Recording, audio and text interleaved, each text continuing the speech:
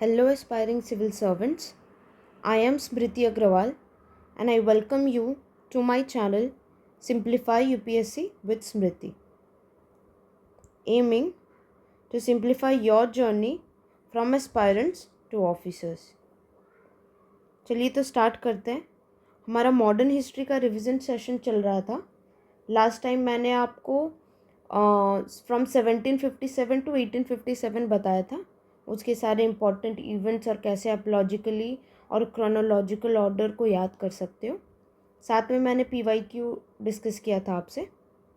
आज हम लोग सेकेंड पार्ट देखेंगे, that is from 1857 till the Gandhian era. Gandhian era बोलने से अराउंड 1919 तक. पर 1857 से स्टार्ट करने से पहले मैं आपसे कुछ क्वेश्चन करना चाहती. आप मुझे बताइए, क्या आपको पता है कि क्या चीज़ को कहा जाता है the saddest episode in the history of Congress?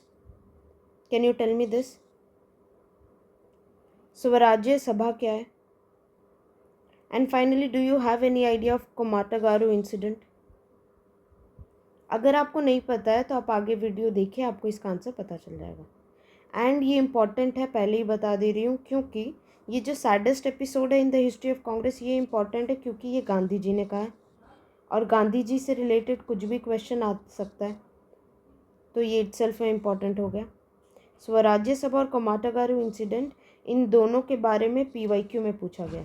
PYQ एक ऑप्शन में इनका नाम था, तो ये दो भी इक्वली इम्पॉर्टेंट है. ठीक है, चलिए फिर देखते हैं 1857 से 1919. तो 1857 में सबसे पहले होता है रिवोल्ट ऑफ 1857. ये रिवोल्ट ऑफ 1857 आपके प्री और मेंस दोनों के लिए इम्पॉर्टेंट है.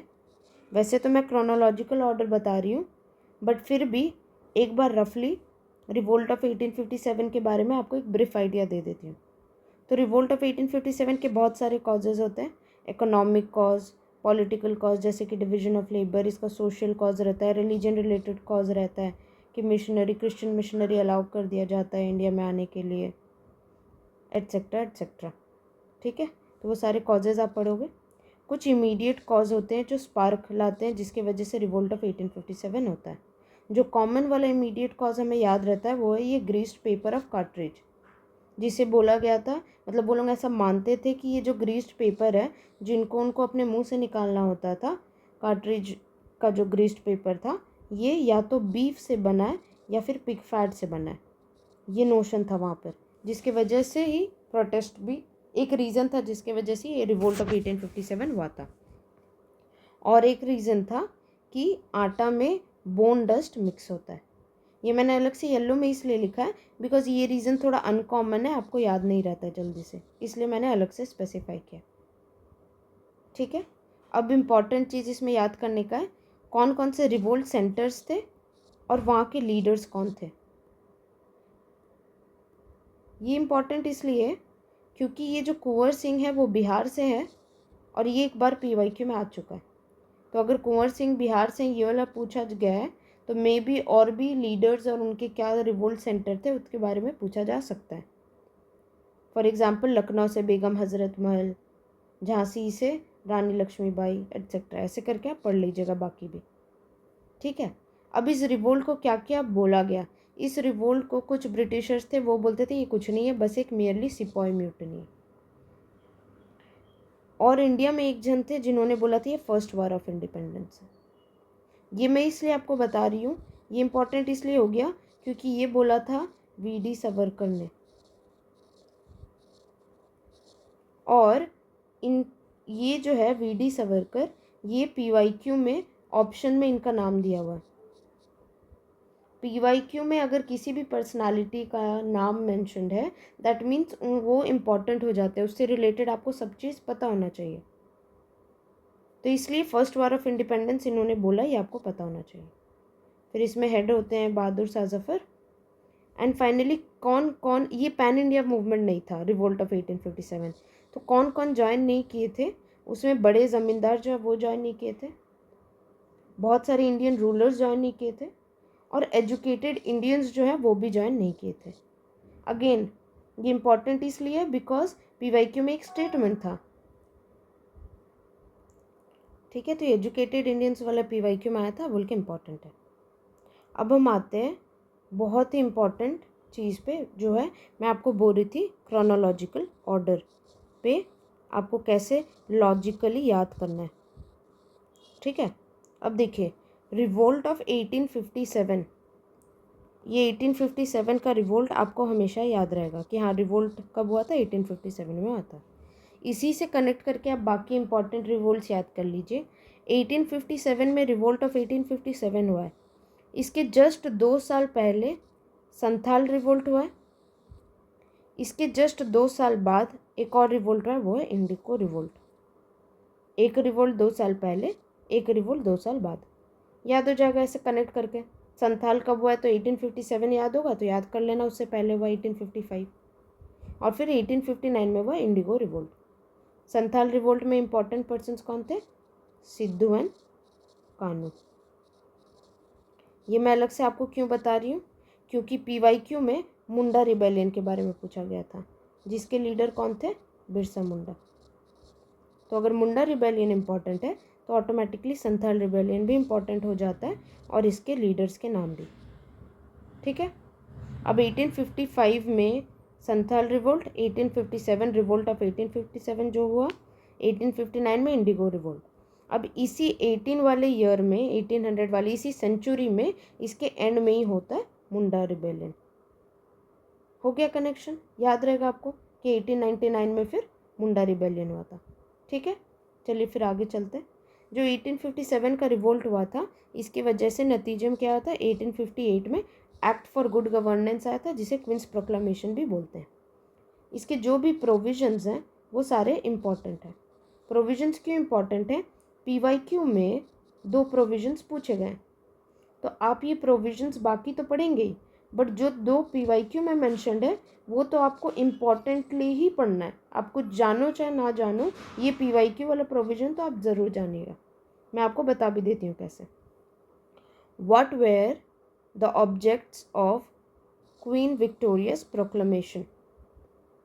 पहला क्या है, to disclaim any intention to annex Indian states, right है, क्योंकि ये एनेक्सेशन की वजह से ही रिवोल्ट हो रहा था, तो ये डिस्क्लेम तो करना ही था। इसी के वजह से डॉक्ट्रिन ऑफ लैप्स को अबॉलिश किया गया था, right. To place the Indian administration under the British crown, ये भी राइट है। बट ये पढ़िए, to regulate East India company's trade with India, इसके लिए तो रेगुलेटिंग एक्ट आया था ना 1773 में। अगर आपको याद होगा तो मैंने पुराने वाले पहले वाले एपिसोड में बताया था, पिछला जो वीडियो था उसमें मैंने ये आपको बताया था, जब मैं आपको 1757 से 1857 के इवेंट्स रिवाइज करा रही थी।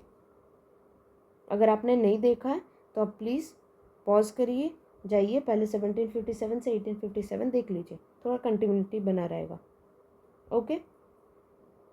तो ये 2 प्रोविज़न याद रखिएगा और बाकी एक्स्ट्रा प्रोविजंस जब आप पढ़ो तो आप उसे याद कर लो।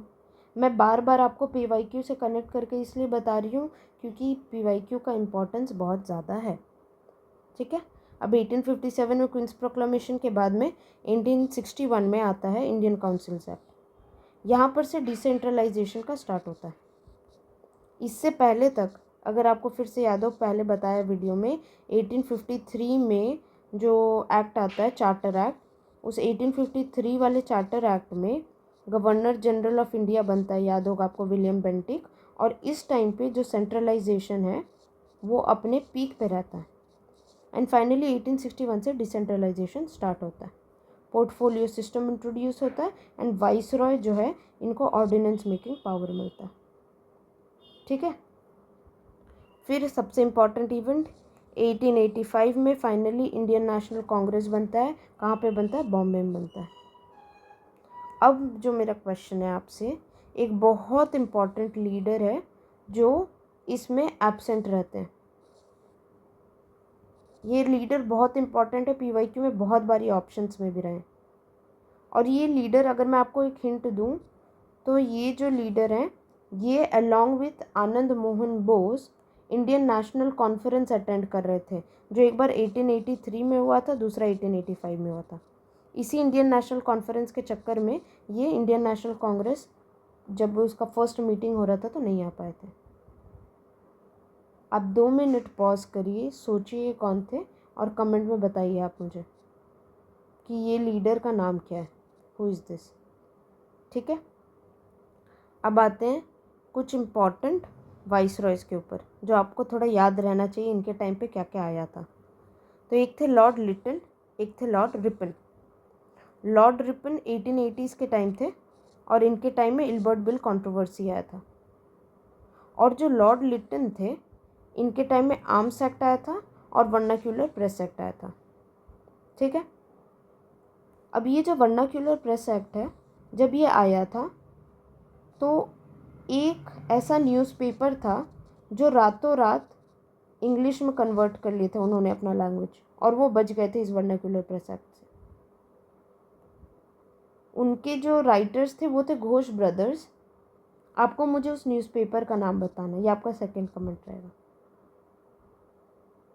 पॉज करिए, ट्राई करिए सोचने का, और अगर याद आ रहा है तो कमेंट करिए, इट्स गुड।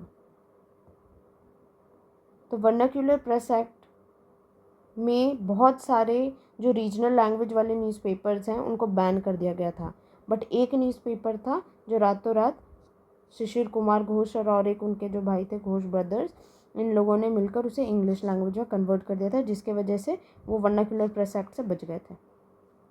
ठीक है, अब बताइए वो कौन सा था। अब आप सोच रहे होंगे मैंने आपको इन 2 वाइस रॉयज़ के बारे में क्यों बताया। कई बार पीवाईक्यू में ऐसे क्वेश्चन, सिर्फ पीवाईक्यू में नहीं, कई बार यूपीएससी ऐसा क्वेश्चन पूछ सकते हैं जिसमें कोई इवेंट दिया होगा और पूछा होगा वो कौन से वाइस रॉय के टाइम पे हुआ है।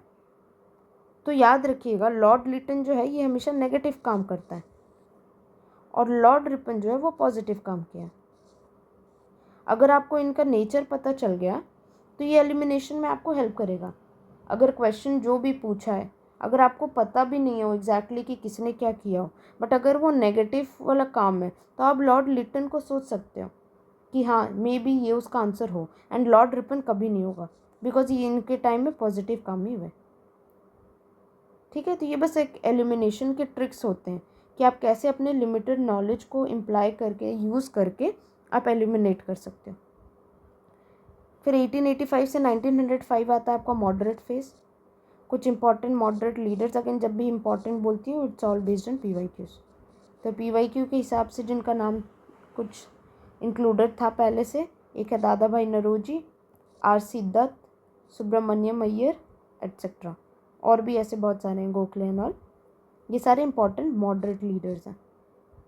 अब इसमें इनके बारे में जब बोल रही हूँ कि इम्पॉर्टेंट है, तो आप कभी भी कुछ भी पढ़ो इनसे रिलेटेड, अगर इनके बारे में कुछ भी लिखा हो कि इन्होंने ये कमेंट किया है या ये इनका बुक है या कुछ भी और, तो आप उसको एक बार कहीं नोट डाउन कर लो। जैसे फॉर इंस्टेंस दादा भाई नरोजी, इनको बोला जाता है grand old man of India. उसके बाद फिर दादा भाई नरोजी जो है वो एक बहुत इंपॉर्टेंट कॉन्सेप्ट बताते हैं, बहुत बड़े इकोनॉमिक क्रिटिक होते हैं ब्रिटिशर्स के, और ये बताते हैं ड्रेन ऑफ वेल्थ थ्योरी के बारे में, अगर आपको याद हो। और ये ड्रेन ऑफ वेल्थ थ्योरी के बारे में दादा भाई नरोजी किस में बताते हैं, वो है इनका एक book, poverty and un British rule in India. ठीक है, तो ये सब इम्पॉर्टेंट है, और भी बहुत कुछ है इनसे रिलेटेड, तो आपको वो सब पता होना चाहिए। अब आते हैं 1892 में। 1861 में एक इंडियन काउंसिल एक्ट, अभी मैंने ऊपर बताया डिसेंट्रलाइजेशन जहाँ से स्टार्ट हुआ था। फिर 1892 में इंडियन काउंसिल एक्ट और एक आता है। इसमें क्या होता है, इनडायरेक्ट इलेक्शन स्टार्ट होता है, जहाँ पर नॉमिनेशन का सिस्टम रहता है। आप डायरेक्टली वोट नहीं कर रहे हो, बट नॉमिनेशन का एक ऑप्शन रहता है वहाँ पर। एंड इसमें रहता है कि यहाँ पर आप डिस्कस कर सकते हो और क्वेश्चन पूछ सकते हो बजट पर, बट सप्लीमेंट्री क्वेश्चन नहीं पूछ सकते अभी भी, और वोट नहीं कर सकते थे आप बजट के ऊपर। तो बेसिकली ये क्या कर रहे थे ब्रिटिशर्स, ये एक्ट्स के थ्रू आपको थोड़ा थोड़ा फ्रीडम दे रहे थे, बट एग्जैक्टली जो आपको चाहिए वो नहीं दे रहे थे। दिस वाज द रीज़न कि जो मॉडरेट्स के बाद जो एक्सट्रीमिस्ट आते हैं वो इसीलिए तो आते हैं क्योंकि मॉडरेट्स जो है वो अपने आप को प्रूव नहीं कर पा रहे थे। देखिए ना, ब्रिटिशर्स यहाँ पर क्यों सिर्फ डिस्कस और क्वेश्चन करना, वोटिंग राइट्स क्यों नहीं है बजट के ऊपर, क्या फ़ायदा फिर। तो ऐसे piece by piece, part by part जो ये बात सुन रहे थे और पूरा डिमांड नहीं फॉलो कर रहे थे, इसीलिए ही एक्सट्रीमिस्ट आए थे, because of failure of moderates. फिर 1909 में आता है Morley Minto reform. Morley Minto reform में जो ये था ना, सप्लीमेंट्री क्वेश्चन नहीं पूछ सकते, अब था सप्लीमेंट्री क्वेश्चन पूछ सकते हैं। था ना बजट पे वोट नहीं कर सकते हैं, तो यहाँ पर था कि हाँ ठीक है वोट कर सकते हैं। यहाँ पर एक सेपरेट इलेक्टोरेट भी लाया जाता है मुस्लिम्स के लिए स्पेशली, इम्पॉर्टेंट है, याद रखिएगा। फिर और एक इम्पॉर्टेंट चीज़ होता है यहाँ पर, एक इंडियन जो है वो अलाउ कर दिया जाता है वाइसरॉय के एग्जीक्यूटिव काउंसिल में, और ये फर्स्ट इंडियन जो वाइसरॉय के एग्जीक्यूटिव काउंसिल में रहता है, उनका नाम रहता है सत्येंद्र प्रसाद सिन्हा। अब क्या होगा ना, आप कंफ्यूज हो सकते हो, मैंने इससे पहले वाले वीडियो में बताया है आपको सत्येंद्र नाथ टैगोर के बारे में। याद करिए थोड़ा, कहाँ पे बताया था, क्या किया उन्होंने, याद आ रहा है? ये कौन है पता है? ये first Indian to clear civil service है। कौन सा ईयर आपको याद है? ये भी मैंने पिछले वाले में आपको ट्रिक बताया था। अच्छा, अगर एक इंडियन ने क्लियर किया सिविल सर्विस, तो कभी तो वो ओपन हुआ होगा इंडियन को, तभी वो किया होगा। तो ये ओपन हुआ था 1853 में, और उसके 10 साल बाद 1863 में इन्होंने क्लियर किया था। तो याद रखिएगा, वाइसरॉय के एग्जीक्यूटिव काउंसिल में सत्येंद्र प्रसाद सिन्हा थे, और जो पहला इंडियन जिन्होंने सिविल सर्विस क्लियर किया था वो सत्येंद्र नाथ टैगोर थे। अगर आप थोड़ा कंफ्यूज हो रहे हो और अगर आपको इसको याद करने का ट्रिक चाहिए, तो मैं आपको एक हिंट देती हूँ। सत्येंद्र नाथ टैगोर, ठीक है, जैसे ही टैगोर सुनते हो तो एक जन का नाम याद आता है, वो है रविंद्रनाथ टैगोर। और रविंद्रनाथ टैगोर आपको पता है बहुत ही नॉलेजेबल इंसान थे, बहुत ही लिटरेट थे, कि अगर ये सिविल सर्विस से बैठते तो ज़रूर क्लियर करते टाइप। ठीक है, तो इन्हीं ये वाला आइडिया को सोचते हुए ये समझ लो, सत्येंद्र नाथ टैगोर जो है ये बहुत पढ़ाकू थे। अगर पढ़ाकू हैं और इतने टैलेंटेड हैं, तो इन्होंने सिविल सर्विस क्लियर किया होगा। पहले Indian to clear civil service है सत्येंद्र नाथ टैगोर है। फिर और एक क्या बचा, वाइसरॉय के एग्जीक्यूटिव काउंसिल में पहला इंडियन कौन था? तो वो जो बच्चा दूसरे वाले वो होंगे सत्येंद्र प्रसाद सिन्हा। ठीक है, ऐसे करके आप याद कर लेना। अब चलते हैं आगे। अब देखो 1905 में होता है पार्टीशन ऑफ बंगाल। अब पार्टीशन ऑफ बंगाल से रिलेटेड जो भी इवेंट्स हैं वो सारे बहुत ही इम्पोर्टेंट हैं। आपको लग रहा होगा कि मैं क्यों यहाँ पे ऐसे डेट्स लिखी हूँ ये सब, बट ये आप देखना, मैं आपको एक PYQ दिखाऊंगी कैसे क्या पूछा गया। तो आप बस ये स्टोरी के जैसे एक बार सुन लो कि दिसंबर 1903 में डिसीजन आता है कि हम बंगाल को पार्टीशन करेंगे। फिर 1903 से 1905 तक प्रेयर, पिटीशन और प्रोपागेंडा चलता है कि कैसे भी करके ये पार्टीशन जो है ये रुक जाए, पर ये फेल हो जाएंगे। फिर जुलाई 1905 में फाइनली पार्टीशन का अनाउंसमेंट होगा। ठीक है, पार्टीशन अभी तक फोर्स में नहीं आया है, अनाउंसमेंट होगा। ओके, 1905 जुलाई में। फिर अगस्त 7, 1905 में स्वदेशी मूवमेंट आएगा। ठीक है, स्वदेशी मूवमेंट कब लॉन्च हुआ है? 1905 में हुआ है। कब हुआ है? अगस्त में, अगस्त 7, 1905। एंड फाइनली अक्टूबर 16, 1905 में partition came into force. Announcement पहले हुआ था, लेकिन फोर्स पे अक्टूबर 16, 1905 को आता है। ठीक है, आप ये सीक्वेंस समझ गए। अब कुछ इंपॉर्टेंट कांग्रेस सेशन देख लेते हैं इससे रिलेटेड। एक कांग्रेस सेशन जो इम्पोर्टेंट है वो 1905 का। ये कांग्रेस सेशन कहाँ होता है? बनारस में होता है। इसके प्रेसिडेंट होते हैं गोपाल कृष्ण गोखले। और ये 1905 कांग्रेस सेशन टाइम पे रिसेंटमेंट ये लोग जनरेट करते हैं अगेंस्ट पार्टीशन। फिर आता है इम्पोर्टेंट 1906। 1906 वाला जो कांग्रेस सेशन होता है ये होता है कलकत्ता में। इसको लीड कौन कर रहा होता है? दादा भाई नौरोजी। इनका नाम कहीं भी आया वो तो ऐसे ही इंपॉर्टेंट हो गया। और इस टाइम दादा भाई नौरोजी 4 रेजोल्यूशन पास करते हैं और फर्स्ट टाइम स्वराज के बारे में बात किया जाता है। ठीक है, बहुत इंपॉर्टेंट है ये दो, याद रखिएगा। अब 1907 में होता है सूरत स्प्लिट। ये सूरत स्प्लिट क्यों होता है? क्योंकि जो मॉडरेट्स हैं और जो एक्सट्रीमिस्ट हैं इनके बीच में लड़ाई हो जाती है। एक्सट्रीमिस्ट का अपना अलग वे है अपनी बात मनवाने का, मॉडरेट्स का तरीका अपना अलग रहता है। एंड एक्सट्रीमिस्ट जो है वो मॉडरेट से सेटिस्फाइड नहीं रहता है, इसलिए ये डिवीज़न आ जाता है और सूरत स्प्लिट आता है। सॉरी, ठीक है, इसलिए ये डिवीज़न होता है और सूरत स्प्लिट आता है। इसी सूरत स्प्लिट को, माइंड यू, इसी सूरत स्प्लिट को गांधी जी ने saddest episode in the history of Congress बोला। मैंने ऊपर पूछा था ना किसे कहा गया saddest episode in the history of Congress, ये सूरत स्प्लिट ही है। ठीक है, अब आते हैं 1911। 1911 में जो पार्टीशन ऑफ बंगाल है उसको अनल कर दिया जाता है एंड किंग जॉर्ज वी आते हैं। इनके लिए अलग से अगर याद हो बहुत पॉम्प एंड शो में दिल्ली दरबार भी सजाया जाता है। ठीक है, अब आते हैं बीच में एक इवेंट जो बहुत इम्पॉर्टेंट था, वो था 1906 में। 1906 में याद है ना यहाँ कांग्रेस सेशन जिसका मैंने बात किया था, इसी टाइम 1906 में मुस्लिम लीग फॉर्म होता है। ठीक है, कहाँ पर फॉर्म होता है? ये ढाका में। इसके इम्पॉर्टेंट लीडर्स कुछ कुछ अगर आपको याद करने हो, जो इनिशियल फाउंडर्स, आगा खान III, विकरुल मुल्क एट्सेट्रा। अब ये मैंने अलग से हाईलाइट किया है, ये इसलिए इम्पॉर्टेंट है कि जो मोहम्मद अली जिन्ना हैं, जो बाद में आगे जाके बहुत ही इम्पॉर्टेंट लीडर बनने वाले मुस्लिम लीग के, ये Mohammad Ali Jinnah is not the founder of Muslim League. ये उस टाइम एसोसिएटेड ही नहीं थे। 1913 में तो ये आए हैं, समझ रहे हो? तो कोई भी ऑप्शन दिया होगा, ये कभी जिन्ना के बारे में कोई स्टेटमेंट लिखा हो और अगर लिखा हो कि ये फाउंडर थे मुस्लिम लीग के या कुछ, तो फटाक से उसे नो करना।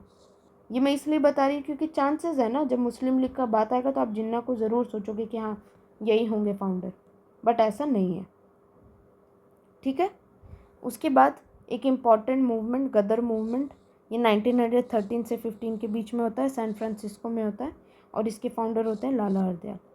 इम्पॉर्टेंट है क्योंकि PYQ में पूछ गया। फिर 1916 में लखनऊ पैक्ट होता है। जो कोमाटागारू इंसिडेंट जिसके बारे में मैं ऊपर पूछ रही थी, वो उसमें बहुत सारे उसका रिलेशन इस गदर मूवमेंट से भी है, आप ज़रूर पढ़िएगा उसके बारे में। ठीक है, समझ रहे हैं? अब जो कोमाटागारू इंसिडेंट है उसके बारे में अगर मैं आपको एक स्टोरी रफली थोड़ा सा आइडिया दूँ अगर, तो ये इंसिडेंट क्या से रिलेटेड है, तो इस कोमाटागारू इंसिडेंट बेसिकली किसे बोला जाता है कि एक शिप रहता है जो चाइना से कनाडा जा रहा होता है और उस शिप में बहुत सारे इंडियंस होते हैं पंजाब से। ये लोग जा रहे होते कनाडा, लेकिन वहाँ कनाडा में इनको उतरने नहीं दिया जाता और इसे रिटर्न कर दिया जाता है, उन लोगों को रिटर्न भेज दिया जाता है। ठीक है, इसी से रिलेटेड है वो कोमाटागारू इंसिडेंट, एक बार पढ़ना आप स्टोरी उसका, अच्छा है, आपको पता होना चाहिए। ठीक है, फिर 1916 पे आते हैं। 1916 में लखनऊ पैक्ट होता है। लखनऊ पैक्ट इंपॉर्टेंट क्यों है? ऊपर 1907 याद होगा, 1907 में सूरत स्प्लिट हुआ है, अभी ये 1916 में लखनऊ पैक्ट हुआ है। इसमें क्या होता है, ये पैक्ट किसके किसके बीच होता है? कांग्रेस और मुस्लिम लीग के बीच में।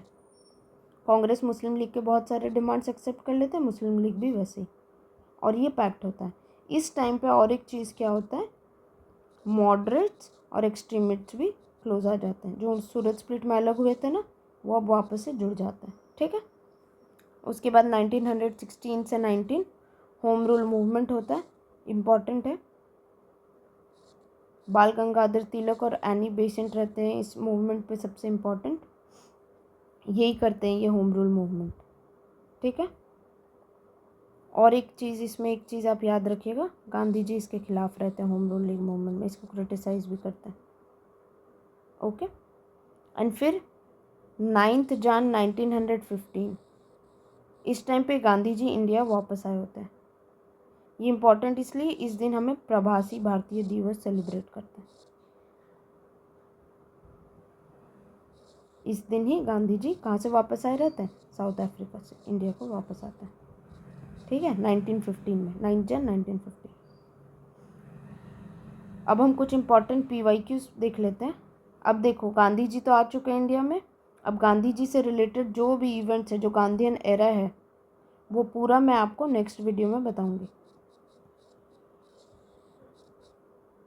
तो इसके बाद हम थोड़ा PYQ डिस्कस कर लेते हैं।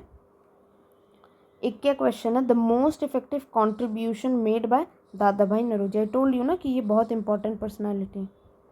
To the cause of Indian national movement was that expose the economic exploitation of India by the British, right, drain of wealth theory, ऊपर मैंने बताया था। Interpreted the ancient Indian texts and restored the self confidence of Indians. सोचो, हमें यह नहीं पता, ठीक है। अब हम आते हैं थर्ड क्वेश्चन, थर्ड स्टेटमेंट पे। Stress the need for eradication of all the social evils before anything else. मैं आपको एक लॉजिक बता रही थी, कभी भी PYQ सॉल्व करो तो कोशिश करना उसको स्मार्टली सॉल्व करने का, राइट, स्मार्टली विथ लॉजिक। अब देखो हम कैसे अपने लिमिटेड नॉलेज और अपने ट्रिक से इसको सॉल्व करेंगे। सबसे पहले जैसे ही पढ़ा एक्सपोज द इकोनॉमिक एक्सप्लॉयटेशन, ये वाला फर्स्ट स्टेटमेंट, ये तो 100% राइट है। अगर 1 राइट है तो ऑटोमेटिकली ऑप्शन बी तो कट गया, क्योंकि ये 2 और 3 पूछ रहा है, 1 तो 100% राइट है, तो ये हट गया। अब हम आते हैं सेकेंड स्टेटमेंट, हमें नहीं पता, हम कन्फ्यूज हैं, छोड़ दो। हम आते हैं थर्ड स्टेटमेंट पे। लिखा है stress the need for eradication of all the social evils before anything else. आप समझ रहे हो, ऊपर में ये इकोनॉमिक एक्सप्लॉयटेशन का बात कर रहे हैं और ये सब अलग अलग इविल्स का, और अब वो यहाँ पर बोल रहे हैं इरेडिकेशन सारे सोशल इविल्स का बिफोर एनीथिंग एल्स। क्या ये पॉसिबल भी है? सोशल इविल्स एक थोड़ी हैं, आज तक ठीक से अनटचेबिलिटी नहीं हटा है, भले ही हम लोग उसका बात कर रहे हैं, आज तक ये अभी भी डिस्क्रिमिनेशन हो रहा है, एंड इसका कंप्लीट इरेडिकेशन कैसे हो सकता है, वो भी सारे सोशल इविल्स का। ये तो इवन हमारे कॉन्स्टिट्यूशनल मेकर्स जो थे, कॉन्स्टिट्यूएंट असेंबली के जो पार्ट थे, उनको भी पता था कि सारे सोशल इविल्स एक बार में नहीं हट सकते, तभी तो उन्होंने DPSP में इन सब के लिए गाइडलाइन दिया है, कुछ कुछ के लिए। तो ऐसा थोड़ी है कि पूरा सारे सोशल इविल्स पहले हटेंगे उसके बाद ही कुछ होगा, तो ये तो लॉजिकली ही रॉन्ग लग रहा है कि ऐसा तो वो बोल ही नहीं सकते, समझ रहे हो।